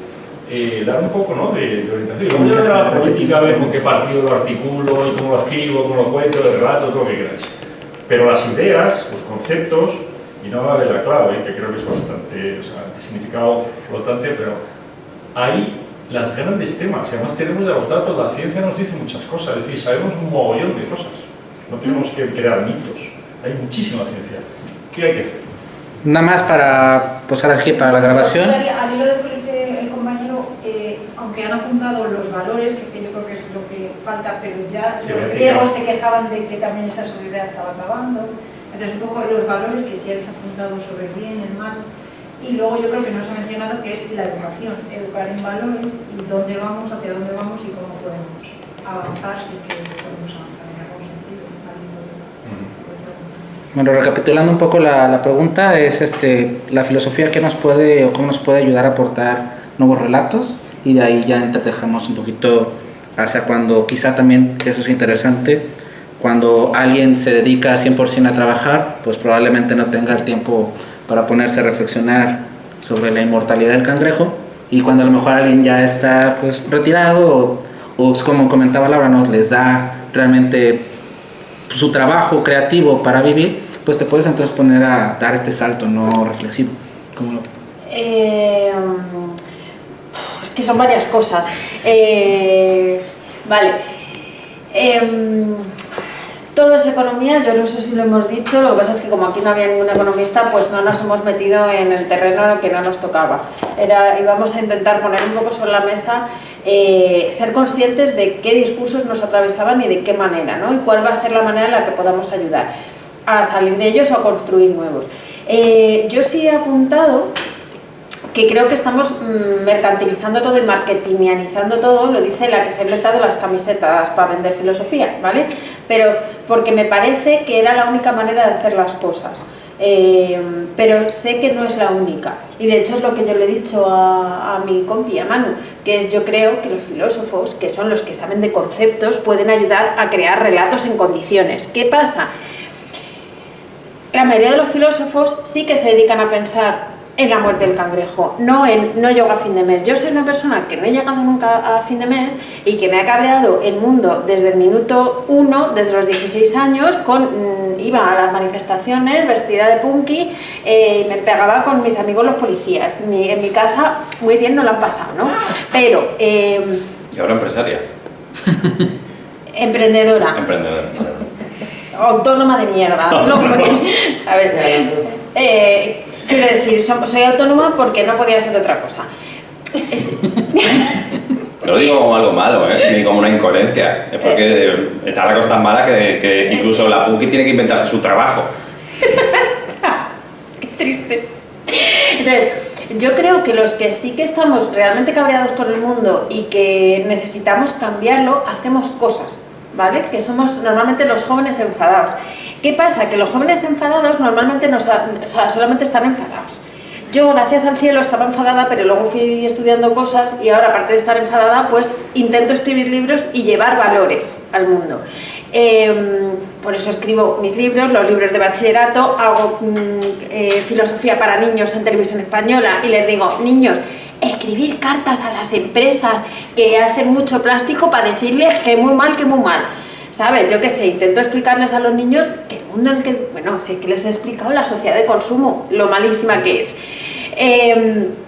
Entonces yo creo que el problema es que la mayoría de los filósofos están a por uvas y los digo muy abiertamente que la academia sigue leyendo a Hegel, haciendo simposios sobre Kant y el parágrafo 75 de la crítica de la razón pura y no están a...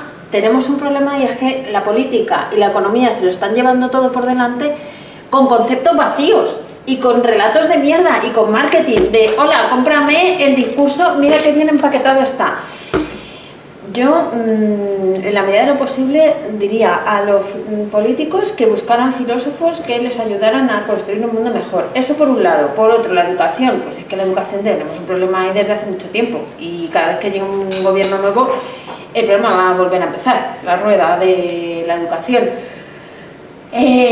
Pero sí, creo que el futuro pasa por pensar en educar en valores, pero muchas veces cuando pensamos en eso al final es como casi como un nuevo catequismo, ¿no? En niños, lo bueno es esto, y yo creo que hay una parte que es que nunca se ha educado para pensar, se ha educado a enseñar cosas. Te enseño latín, te enseño griego, te enseño no sé qué, pum, pum, pum, pum, pero no te enseño a pensar.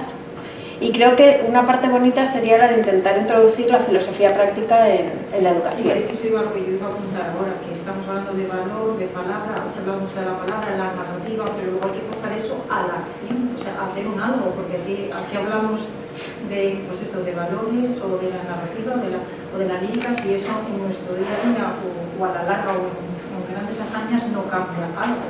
Bueno, yo en mi caso, el espacio mi ámbito de actuación es ese, pero sí creo que un buen libro te puede hacer que el lector pase a la acción. Un buen poema, que para mí también sabéis que hay mucha filosofía en la poesía, te puede cambiar la perspectiva de todo. La filosofía se queda mucho en lo teórico y en el enrollado. Sí, yo me he ido a lo mío, que está como más... Sí, la filosofía tiene un problema y es que se ha quedado en o el mundo del coach y los estoicos o la academia. Y luego aparezco yo que no sé qué soy, ¿sabes? Porque me siento un poco en la contradicción, porque yo digo, no me gusta el marketing y no creo que el mundo vaya de vender y tengo una tienda. Pero es que era la única manera que yo tenía de poder financiar el yo poder pensar.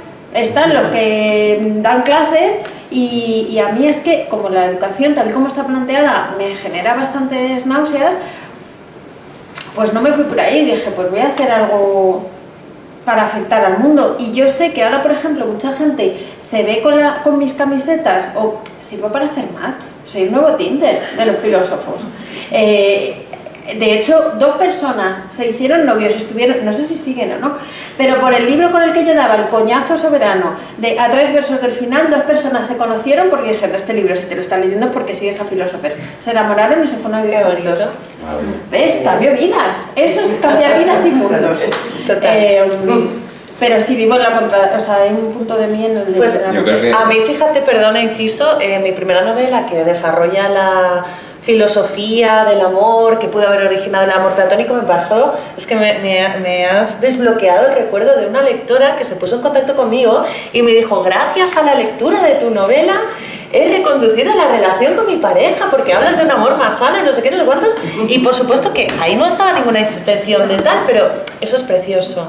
Así que el poder de la palabra, el poder de la recomendación, bueno, de la prescripción. De eso nosotros nos conocemos todos. Todos nos conocemos por las redes. Es que es fantástico. O sea, es que es otro ecosistema en el que también se puede hacer cosas buenas. Pero es que yo no sé lo que soy, tú eres un ornitorrinco. O sea, eres un animal de frontera que puede habitar varios ecosistemas, el académico, el filosófico, el de las redes sociales, el de la comunicación, el de la televisión, el ensayo, y todo eso está bien.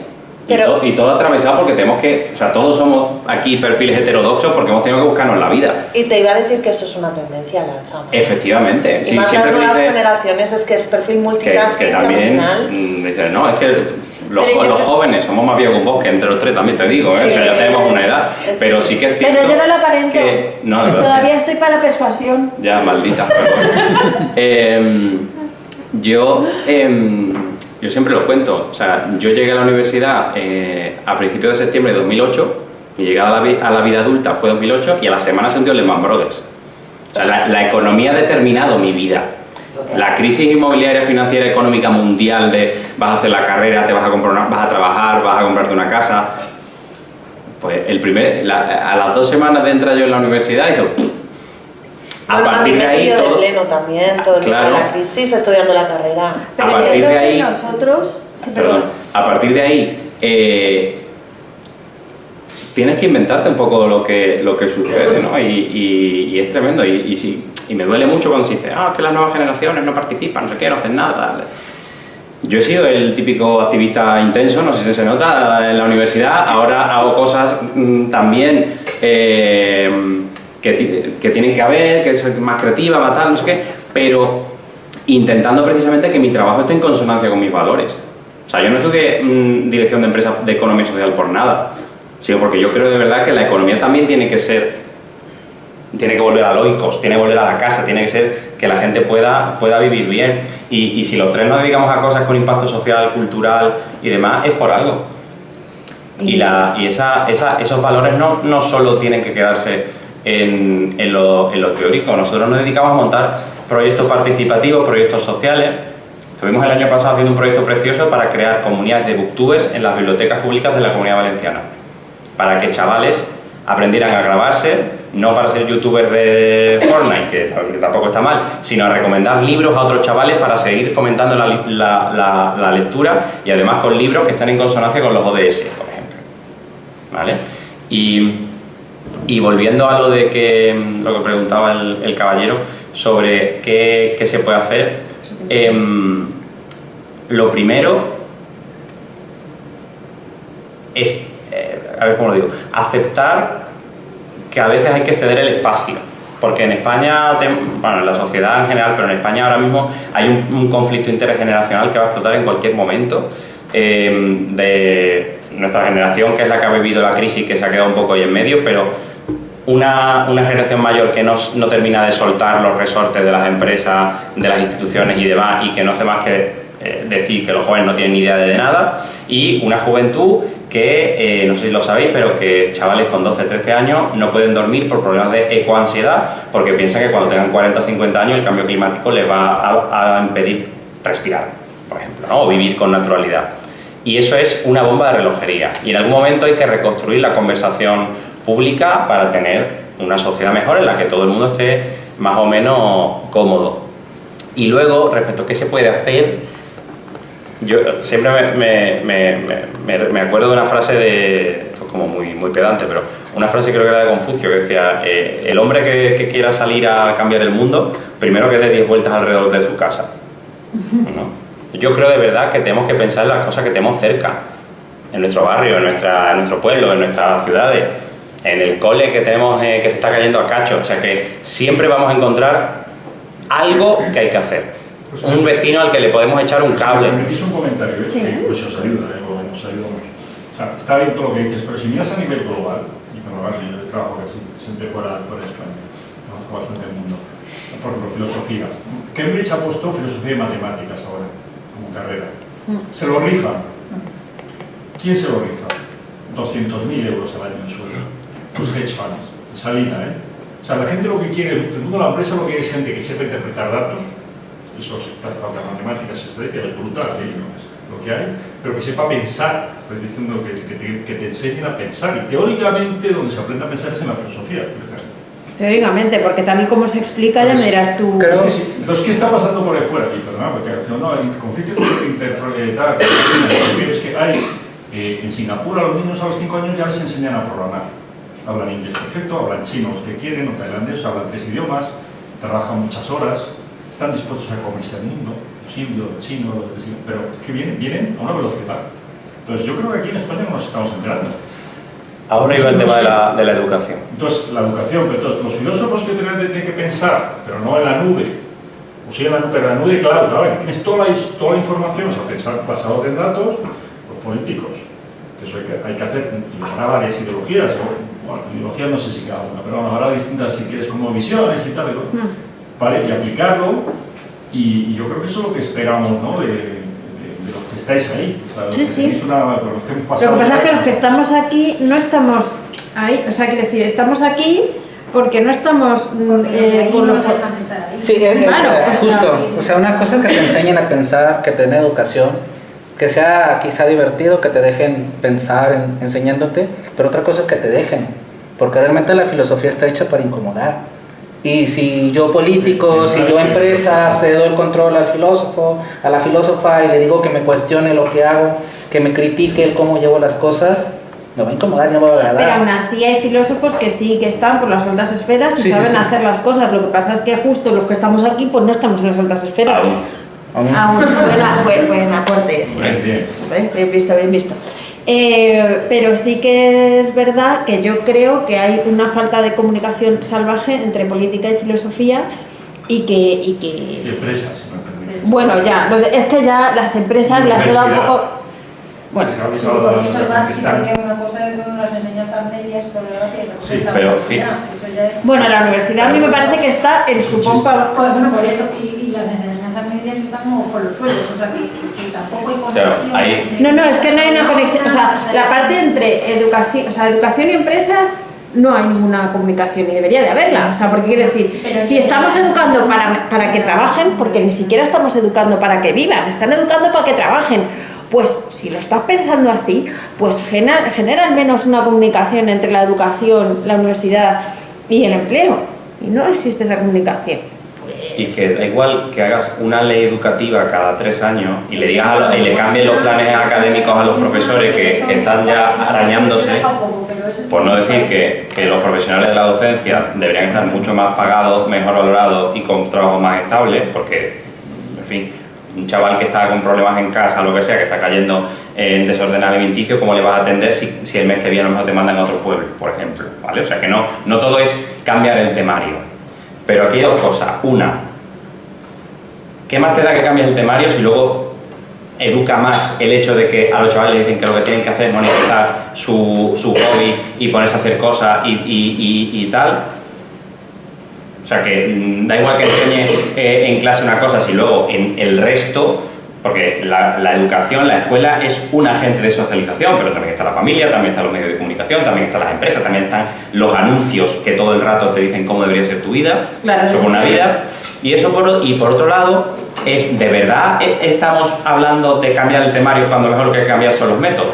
Hace como 10 años en Irlanda hubo un proceso ya de reflexión que se dijeron, bueno señores, igual que se aprendan tantas cosas de memoria no tiene sentido porque tienen Google, pero quizás deberíamos darle las herramientas para buscar respuestas a preguntas que no van a encontrar en Google. Y empezaron a poner pensamiento lógico, filosófico y tal desde los 5 o 6 años, creo. Eso es plantearte otra cosa, porque programar está muy bien, entender cómo funcionan las máquinas, el pensamiento lógico, eso es fantástico, pero si ya les metes programación desde pequeño pensando en que van a acabar trabajando en ingeniería cuando sean mayores, de nuevo es hacer que la educación sea funcional solo al mercado y no a todo lo que no es mercado, como el cambio climático, como la violencia de género, como los problemas de derechos humanos que tenemos en nuestras fronteras. O sea, todos los conflictos globales a los que nos estamos enfrentando son tan complejos que no hay manual. Bueno, no hay una lista de sitios donde mirar. En primer bachillerato te explico yo todas las listitas de todos esos problemas y cómo la ética puede ayudar, Bueno, porque te has colado por la grieta y estás haciendo algo que va en la buena dirección, pero el problema es que estamos pensando, pero no habría gente que pensara y escribiera lo que hay que hacer. Es que no, es que los problemas que nos estamos enfrentando son tan complejos y están tan imbricados que necesitamos una gran conversación pública, necesitamos que todas las cabezas estén pensando juntas y de una manera productiva, y eso no se cambia solo cambiando un itinerario formativo. Que estaba pensando que a lo mejor alguien ha escrito ese libro de lo que hay que hacer pero entre tantos libros no sabemos qué se ha escrito. O sea, porque esa es otra, tenemos una burbuja de cantidad de libros que se escriben, que vete tú a saber si ese libro existe y no lo hemos encontrado. No, pero existís vosotros. Con la acción ya mostráis, ya dais. A mí me está animando escucharos, ¿eh? Ay, pues me alegro. Que sí, claro, pues, que el mundo está bien, que se pueden hacer cosas bonitas. Porque claro, el tema de pensar es el gran enemigo. O sea, vamos a una sociedad que no interesa para nada pensar, te lo dan todo hecho. Yo creo que un ser humano que no sabía leer o escribir hace 100 años pensaba, discurría, observaba la naturaleza, inventaba, ideaba y sabía. Y actualmente no. No, los niños tienen que jugar de una manera determinada. Tú no les puedes llevar al mundo mágico de que y esta botella es un barco y tal. No, hacerse pam, pam. O sea, yo estoy muy contenta de escucharlos. Porque claro, alguien joven tiene que cambiar las cosas y intentarlo. A lo mejor tenemos que hacer trabajos de autogestionarnos nosotros y crear comunas. Yo qué sé lo que se tiene que hacer. Ahí estamos las comunas. Porque, claro, yo lo llevo pensando mucho tiempo. Sí, tú qué bien que tengas una tienda. Te felicito que tengas una tienda. Porque después del 2008, de la gran crisis, todas las empresas pequeñas desaparecieron. Porque no interesa al mundo, no España, al mundo, que haya gente autónoma. Autónoma, ya lo dice la palabra. Si ese periódico es mío, yo decido. Pero si es del otro, ya no puedo decidir. No hablo de empresas multinacionales. Bueno, al menos lo que yo conozco de Cataluña, había pequeña empresa, mediana empresa, que se llamaba Terradas. Entonces, claro, tú ya no eres autónomo. Y entonces pasa lo del periódico, dejó 400 familias sin trabajo, lo has dicho tú. Pero como no vives en un país que se llama, que hay democracia, pero no la hay. Nunca había habido tanta censura.